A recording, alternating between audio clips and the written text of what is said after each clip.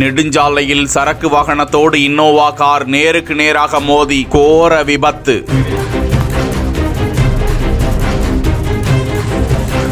குடும்ப நிகழ்ச்சிக்காக சந்தோஷமாக சென்று கொண்டிருந்த போது திடீரென கேட்ட பயங்கர சத்தம். 3 பேர் சம்பவ இடத்திலேயே பலி. காரின் இடிபாடுகளுக்குள் சிக்கி அலறிய உயிர்கள்.